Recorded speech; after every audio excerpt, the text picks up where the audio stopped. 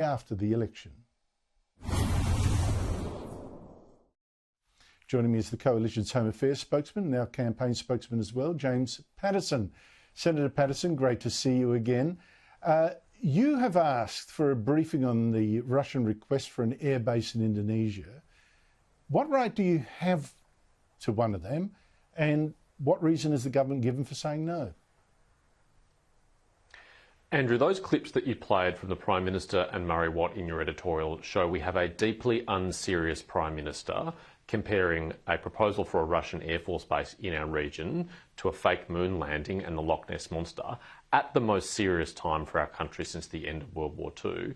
We've asked for a briefing because it's the normal thing that oppositions are provided in circumstances like these. In fact, in their last election campaign, we provided a briefing to the then opposition about a Chinese Navy vessel off the West Australian coast. In the lead up to the last election, we provided the opposition with a briefing about the Solomon Islands Agreement. It is utterly routine, even setting aside the caretaker conventions, for oppositions to be briefed on this matter. But given Murray Watt's missteps on this, I wonder whether he has even been briefed about this, or what basis he had for making his statement that not even a proposal had been made from the Russian government, which is contradicted by the Jane's military publication and seemingly by public comments made by the Russian ambassador. In serious times, we need serious leaders, and we don't have it right now. Well, let's not forget that before the spin came in, the Defence Minister Richard Marles implied that the request had been made by Russia to Indonesia. He said, oh, well, the request has been denied. So that was before the spin came in. There was a request. I think it's pretty obvious, and the government is lying and won't let other people know about it. I think it's just disgraceful. But listen, just quickly, crime. Crime is basically a state issue. But the polls show, of course, as you know, that voters have it around a third on their list of concerns now, ahead of global warming on the polls I've seen. And no wonder, of course, in Victoria, for instance, every day, on average, 20 homes are now broken into, often with the residents inside. That's a crime that was once unheard of.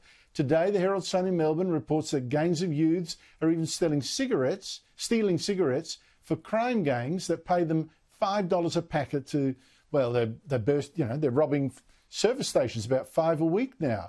You've just announced a $750 million crime plan.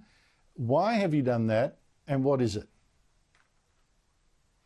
Andrew, the Prime Minister might think that crime is not his job, but Peter Dutton thinks it is the federal government's responsibility, and we have a critical role to play.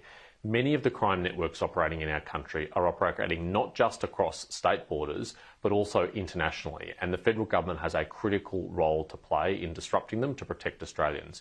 We have a critical role at the border, which will be boosting, particularly to have inspections of incoming mail, where a lot of drugs and other contraband, including date rape drugs, are coming into our country. We have a role busting those criminal networks and bikie gangs who operate across state borders, and will fund the federal police to stand up a new strike team to tackle that.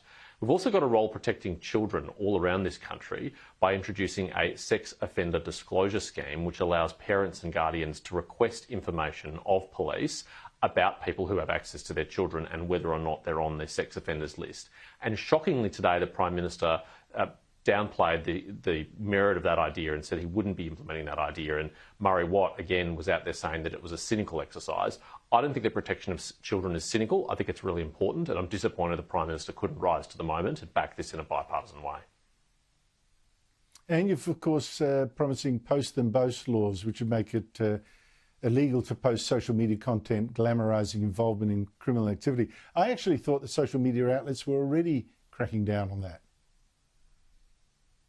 It's a real problem, Andrew. In fact, today we met with some social workers in the seat of Dunkley who are working to disrupt these crime gangs and take young people off these bad pathways and put them on better pathways. And they said a significant element of the motivation of young people is to gain notoriety among their friends. And one of the ways they do that is by stealing cars, breaking into people's homes, filming themselves and then posting it on social media platforms, including Instagram and TikTok.